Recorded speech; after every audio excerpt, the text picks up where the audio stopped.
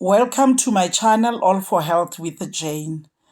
Family, we are still on the Senzo Meyiwa trial. On this video, Judge Rata Mukhuatleng is still trying to determine if the initial statement that was taken by Muzikawukhulelwa Sibiya, who is accused number 1, was done freely and voluntarily, as accused number 1 claimed that when he did this statement, he was under duress, he was tortured, he was assaulted by the police. So Judge Rata is trying to determine if this statement was taken when the accused number 1 was assaulted, when accused number 1 was forced to take the statement. So today, the state witness that has been called is the Metro Police officer who was requested by Brigadier Gininda to take accused number 1 to Deep Kloof police station to go and meet with Colonel Mboto, who was the one who conducted the confession. Remember, the accused number 1 made a statement in front of the police. They signed the statement, and Colonel Mboto confirmed if that statement was done without being forced to say things that he did not say, he being accused number 1. So today, Judge Rata, in this court, he wants to determine if this statement was done following proper procedures. So let's listen to the following clips, family. So what is your occupation? Metro Police Officer. I'm a Metro Police officer. What is your rank? Constable. Rank yami ke ile yokuba constable.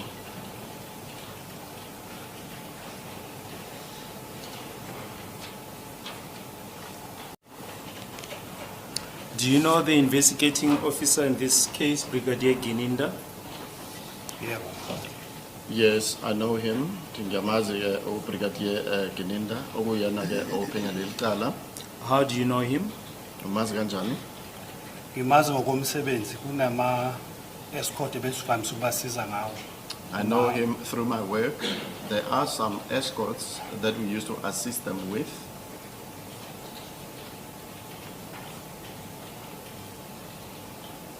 Escorts of what? Of who? Escorts one. Of high profile cases, for example, like Road of Encourage.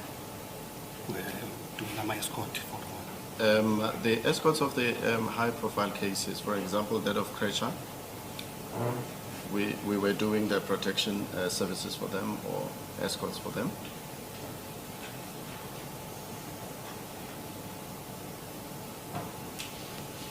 On duty? On the, sorry? 30th of May 2020, were you on duty? Okay, 30th of May 2020, Busim 17. Yeah. Yes, I was on duty. Can you tell the court in your own words what happened on the day? Ungatshela inkantolo ke ngawakho amazwi ukuthi kwenzakalani ke ngalolu suku. Ungaqhubeka. I got contacted Brigadier Gininda. I got contacted by Brigadier Gininda.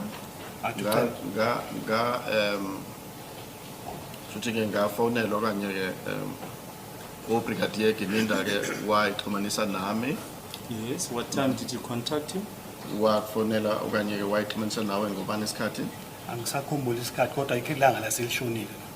I cannot remember the exact time. It was in the evening though, or that it was late in the day though. Yes.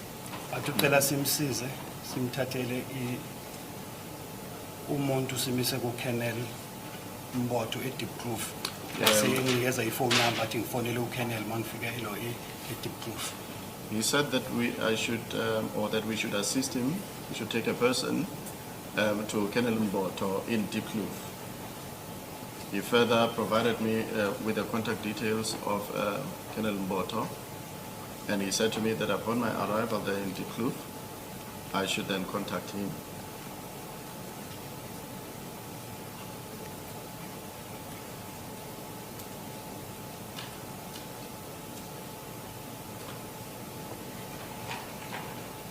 Yes.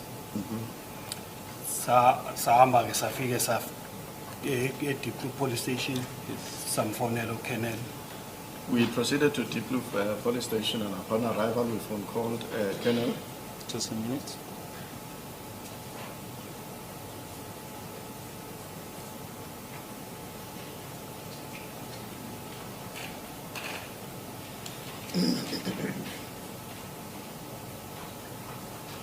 Now, after receiving this request from Brigadier Gininda, what happened? Where did you go to? Emva kokuthi ke uthole lesicelo isicelo esiqhamuke kuye ke uBrigadier Gininda waya kuphi okanye naya kuphi? Oh, sasuka saya kuye ngiyacabanga samthola eRetin provincial offices. We took off and went to him. I should think it was at Eraton. Where office? Provincial office. That is our national offices.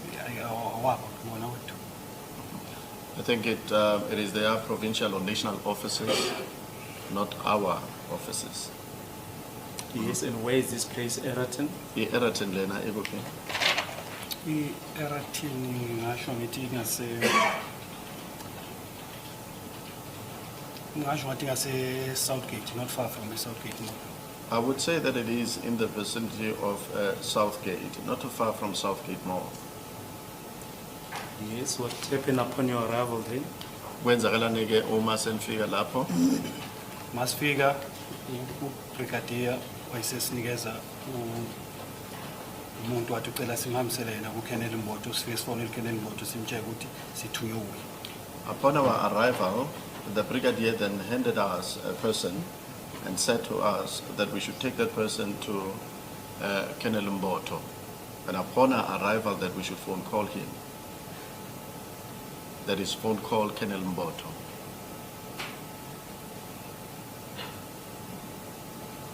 Do you know who this person was? Uyamazi ukuthi ubani lo muntu? Ngaleso sikhathi masimlanda. At that time when we were fetching him? Yes, or at any stage? Ngabe nanoma kunini? No.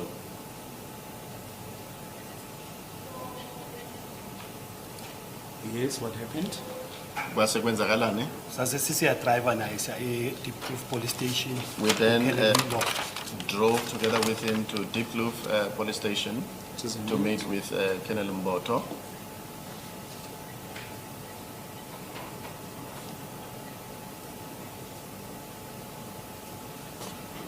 Now, if you say we, who do you include? Uma othi sa ukhuluma ngobani? Nganginomunye engisebenza naye uConstable Kosingiphile Maphumulo. I was with my colleague or my crew, Constable Kosimphile Maphumulo. Constable Kosimphile Maphumulo.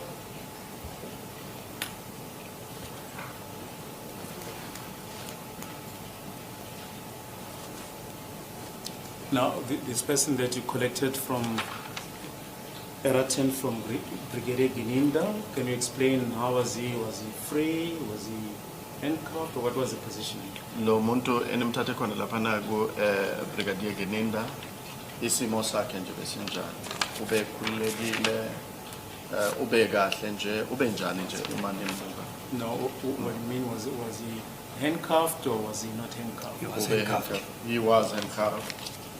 Ke ubefakwe ozamkhosi. Yes. You may proceed. Ungaqhubeka ke. Usho isimo sakhe. Yes, well, what Yes, happened so after you collected this person? Ubefasiwe ngozankosi and then samthatha samfaka emotweni sa driver naye sa Deep Kloof police station kuKennel Mboto. He was fastened with Ngenje the handcuffs. sambikelela wavuma samthatha samfaka emotweni sathatha instruction from ulo ubrigadier uKininda to ukuthi se deproof kuKenel Mboto. He was handcuffed. We greeted him, and then he greeted us back, and then we went to Brigadier Gininda, got our instructions, and we took this man with us, loaded him into the vehicle, and then we proceeded to Diepkloof police station.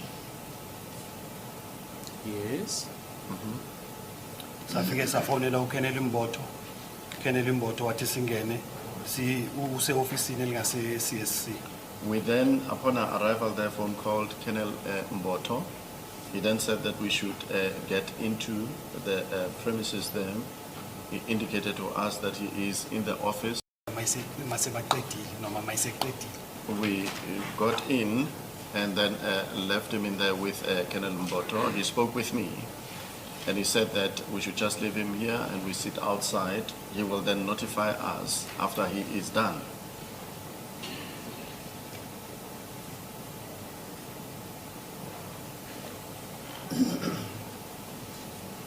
Yes. Sahlala isikhathi until uKenel azangifonele back ngoba angimfonele ukuthi hayi sesingabahamba ke singamthatha sibuyele kulo ubrigadier uKininda sekaqedile uzokhuluma nobrigadier. Ubani ufonela omunye? uKenel ungibizile ayibeke imfonele mina masifike so ungifonele ukuthi sesingeza sithathe lo umuntu lebesenaye bese sesiya ubrigadier Gininda. After a long while, Colonel Mboto then phone called me because initially upon our arrival there, I phone called him. And then he was then able to phone call me after he was finished with the suspect so that we could come and take the suspect back to Colonel Gininda or Brigadier Gininda.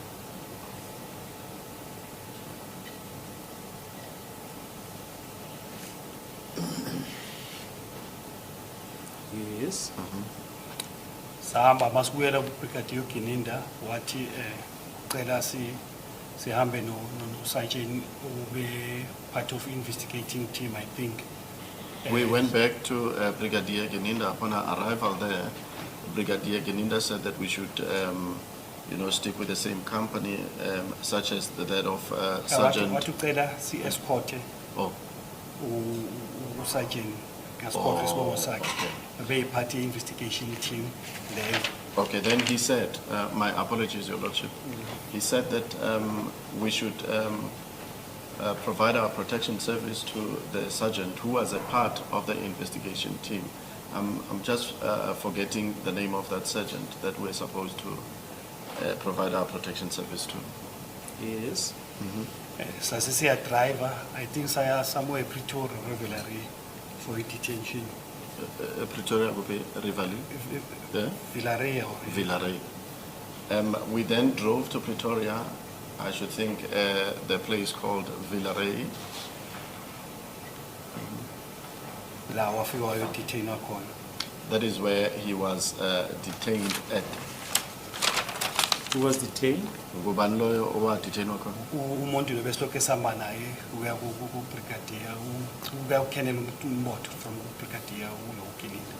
The same person that we were with him that was taken from Brigadier Gininda to Mboto and back to Brigadier Gininda. That is the person I'm referring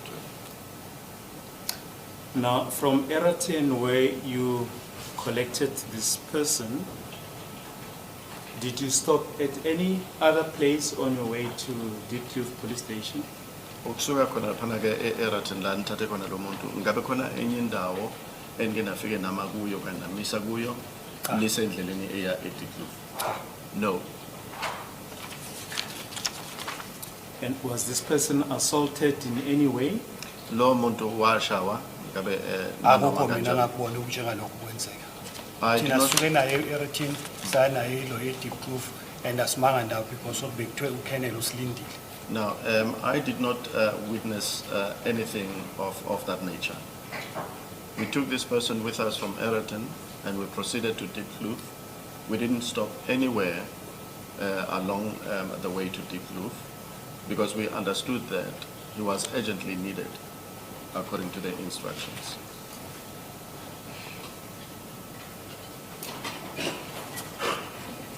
Now, did you make any statement in this matter?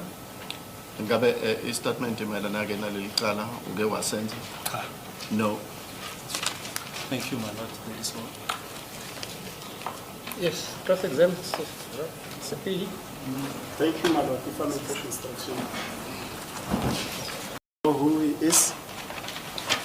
Lo muntu ke babunareng eninam transporter nyamazi ukuthi ubani? Manje. You mean now? Yes. Yeah. Yes. Now, on the 30th of May 2020, were you also involved in the arrest of that person Nge 30 May in Tembisa? 2020 wabamba iqhaza ekutheni kuboshwe lo muntu lo eThembisa? Cha. No. My instructions are as follows: that you were part of the Metro Police officers that arrived in Tembisa on the 30th of May 2020, and you were involved in the arrest of accused number 1. Usho njalo ke makatshela ummeli wakhe ummangalelwa wokuqala ukuthi nge 30 May 2020 kuyingxenye nje lethimba la maphoyisa abambe lona ke ummangalelwa wokuqala. Cha.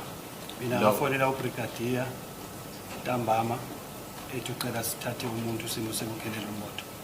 No, I was phone called by Brigadier in the afternoon or perhaps in the evening, and I was then informed, or we were informed, that we should take a person to Kennel. Furthermore, that from Tembisa, you were also part of a large contingent of police vehicles and officers that descended to arrest him. You then took him to a yard where he stayed with his uncle. Uma ke senifika lapho nisiquku nje samaphoyisa nihamba ngey'moto zamaphoyisa lapho ke nafika ke namthatha nimbopha namsake khona laphana ke egcekeni kumalume wakhe okanye bamncane wakhe. Cha. No.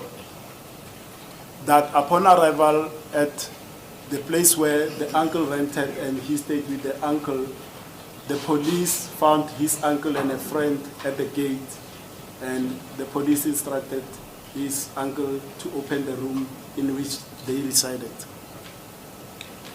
Uma senifika lapho ke khona la behlala khona ke umalume wakhe.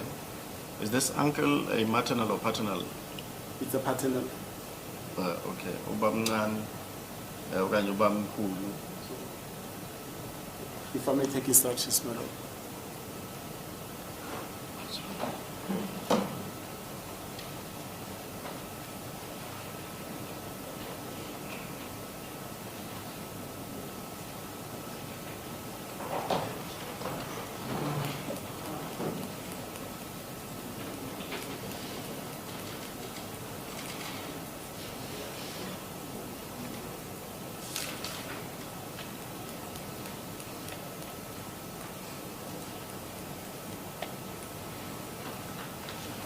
Thank you, Madam Indebted. That at that place, you and the other officers, or you didn't even get inside, but other officers went into that room and searched. Shuthi uma nifika khona lapho ke kabamncane kuleyo ndawo ke wena ke namanye amaphoyisa nangena egumbini nje lafike ke nasesha. Cha. No. After searching, you then took the accused and drove him to Letabong in Tembisa at a building that looked like it's a municipality building. Emva kwalokho ke namthatha ummangalelo namsakhona ke khona laphana eThembisa eThabong. Sakhiwo sakhona nje ngathi sakhiwo sakamasipala. Cha. No. Angekho mina. No, I wasn't there. And that at that place in Letabong, he was then assaulted and tortured through the plastic method, being placed on his face and suffocated. Kanti-ke uma-ke senifika khona lapho eLithabong washawa-ke wase-ke uvalwa-ke ngeplastic khona ebusweni ukwenzela-ke ukuthi angakhoni nokuphefumula. Angikwazi mina lokho. Well, I know nothing about that. That later on, when he was taken to Foslorias, you were also part of the contingent of the police officers that took him there at the building near the court building in Foslorias. Kanti-ke nahamba-ke seniyakhona laphana eFoslores. Kanti kukhona isakhiwo nje esiseduze nenkantolo yaseFoslores. Naqhubeka-ke khona lapho-ke umshaya. No. So the essence of this line of course is that he recognizes you, but he didn't know your name, that you were present on all those occasions. Esona sizathu-ke esenza ukuthi ngikubuze ngale ndlela uthi-ke uyakhumbula uma ebona ubuso kodwa-ke igama akalikhumbuli ukuthi ubukhona khona lapho uma lezi igameko zenzeka phezu kwakhe. No, I wasn't there. As the court pleases, none of those are the questions. Thank you. Profile prisoners. Ngabe kunjalo-ke umsebenzi weSWAT le. Is serious and violent crimes and escorts Yeah. of the high-profile prisoners. Usho njalo-ke uthi amaqala-ke abucayi kakhulu-ke afaka udlame ngaphakathi kanti-ke nayo-ke ama-case lawa esithi ama-high profile okanye abantu abaziwayo kakhulu la eMzansi basebenza-ke nokuvikela abantu abanjalo. Do you arrest people, criminals, so-called criminals? Walk the streets and investigate cases and arrest people. We don't investigate, but we do arrest. Thina-ke asiphenyi macala kodwa-ke ukubopha siyabopha. Were you ever told that you have been charged with assaulting accused number 1? Was the charge preferred against you? Up to today? No. No, my lord. Family, mine, I'm still saying, let's be the judge. After listening to the witness, the Metro Police officer, giving his part of the story, how he transported Sibiya to Diepkloof police station, and after Advocate Ramusipili was given a chance to cross-question him, you know, my question is, whatever that Advocate Ramusipili has asked the witness, is it convincing enough for the court to believe that Sibiya was tortured? After Ramusipili has asked these questions, when as a judge, are you convinced to say indeed Sibiya was tortured? That's what I want us to discuss, family. Because when I listen to Ramusipili's questions, you know, his arguments, personally, I'm not convinced.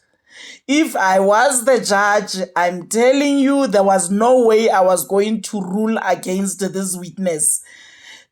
Definitely, I would see Sibiya as being not innocent.